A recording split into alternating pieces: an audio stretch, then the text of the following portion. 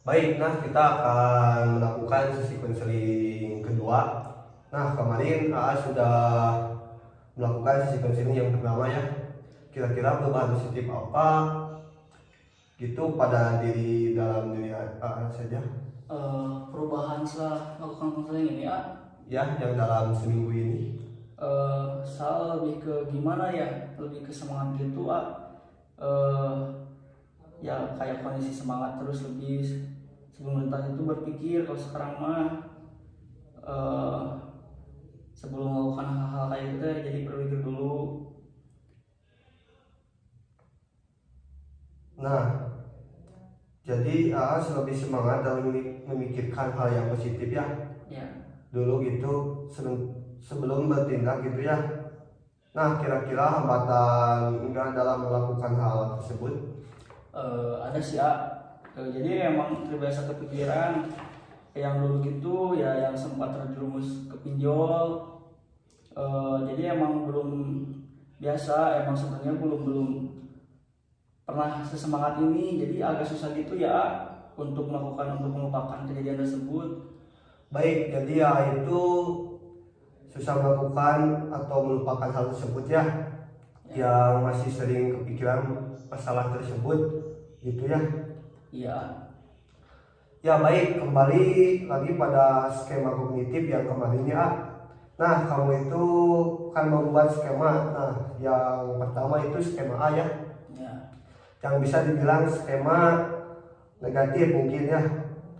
Nah, dan ada dua skema B, yaitu kebalikan, yaitu skema positif. Nah, menurut kamu baik ini kedepannya skema yang A atau yang B? Kalau menurut saya dan dipikir-pikir lagi mah lebih ke B sih ya. Baik, jadi akan memilih skema B gitu ya. Kenapa sih bisa memilih skema B? Eh, Ya seperti yang dibilang dari minggu lalu ya. Yang pertama, yang B lebih menunjukkan ke arah hal yang positif daripada ke A yang masih mengarah ke hal yang negatif. Oh ya baik, yang B mungkin akan merubah AA ke hal yang positif gitu ya. Ya. Oh iya baik, nah di sini AA ada di skala yang kemarin A itu ada di skala 3 ya. Baik ke skala 5 ya. Ya.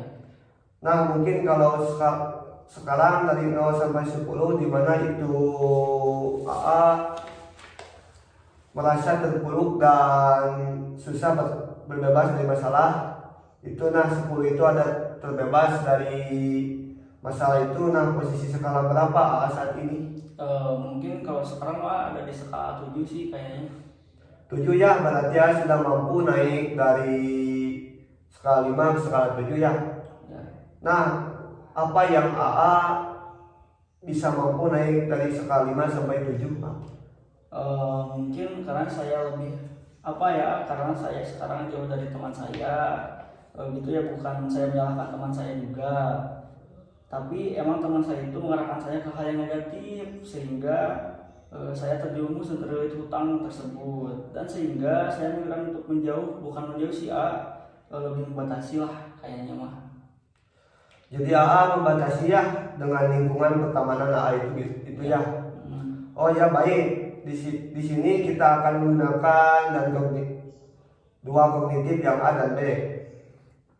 Ini supaya AA merasa lebih nyaman, AA boleh duduk senyaman mungkin ya.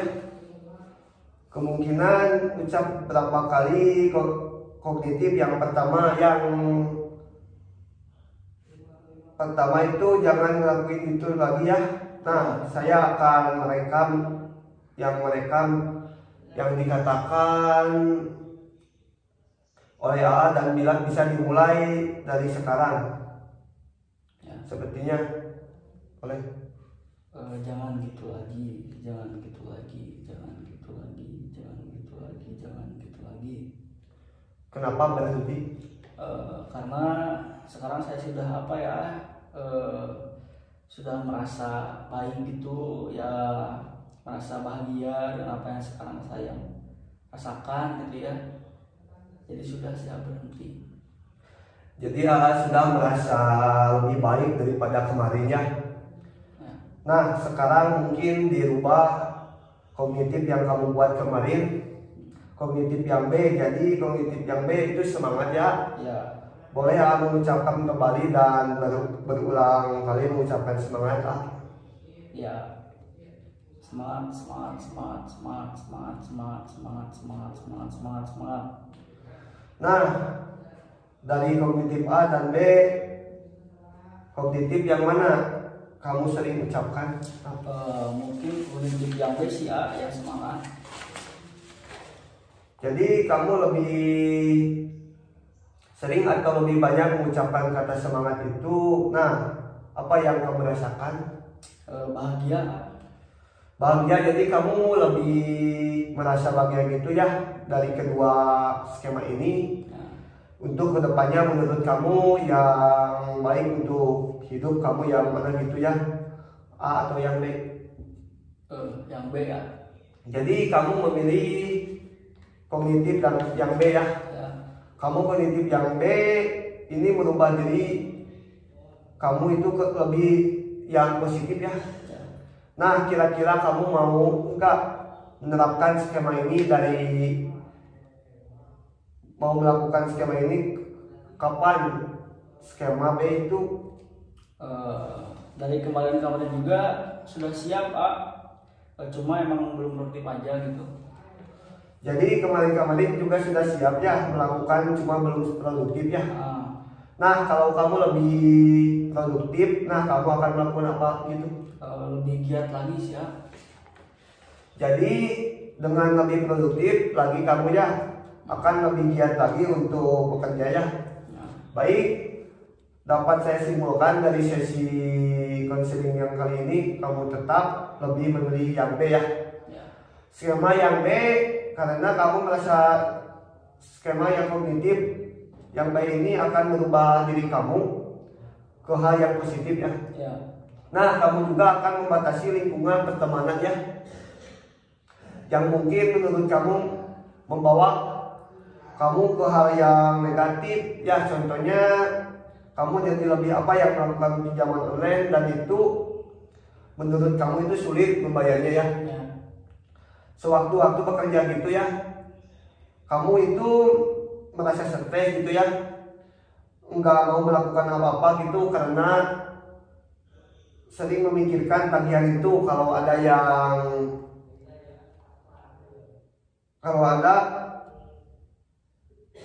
yang lagi gitu ya. Baik, jika di skala 0 sampai 10, nah di mana 0 itu merasa terburuk dan 10 itu merasa bahagia gitu. Nah, ini skala harapan posisi saat ini Ada di skala 8 sih ya kayaknya kalau sekarang. Baik, jadi saat ini ada berapa skala? 8 ya. Nah, kenapa kamu memiliki skala 8? Karena emang dari awal saya tujuannya hanya untuk bercerita, jadi seiring berjalannya waktu terus kita ketemu untuk kedua kalinya ya, jadi saya merasa lega gitu. Oh ya, baik, jadi kamu merasa lega dengan memilih skala 8 ya? Ini baik, mungkin nah kalau kedepannya gitu seminggu kedepannya AA akan melakukan hal apa untuk mempercepat mencapai tujuannya yang kamu inginkan. Saya akan lebih sering bukan sering sih ya, saya akan bisa mudah-mudahan saya juga bisa pilih-pilih lagi dalam pertemanan, dan semoga saya